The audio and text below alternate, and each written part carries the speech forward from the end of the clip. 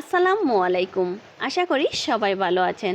আমি আজকে আপনাদের সাথে শেয়ার করব বেলের শরবত তৈরি করা আর বেলের কিছু পুষ্টিগুণ সম্পর্কে জেনে নেব।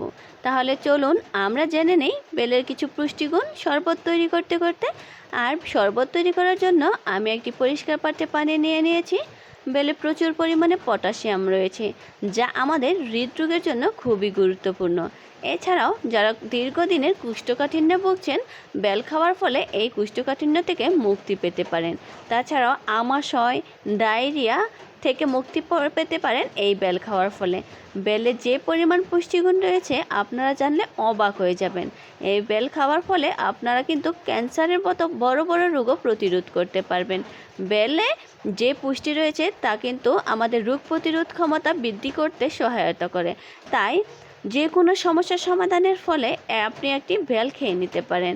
আর এই প্রচণ্ড রোদে বা গরমে থাকা অবস্থায় শরীরের ক্লান্তি দূর করতে বেলের এক গ্লাস শরবতই যথেষ্ট। এই দেখুন, আপনাদের সাথে কথা বলতে বলতে আমার কিন্তু বেলের শরবত রেডি। এই দেখুন কত সুন্দর আমি বেলের শরবত তৈরি করে ফেলেছি। আপনারাও কিন্তু চাইলে এক গ্লাস বেলের শরবত খেয়ে আপনাদের মন এবং শরীর দুইটাই ভালো রাখতে পারেন। সকলকে অসংখ্য অসংখ্য ধন্যবাদ। আমার এই ভিডিওটি যদি ভালো লেগে থাকে অবশ্যই একটি লাইক, কমেন্ট আর শেয়ার করতে ভুলবেন না। সকলকে অসংখ্য ধন্যবাদ। সকলে সুস্থ থাকুন। আল্লাহ হাফিজ।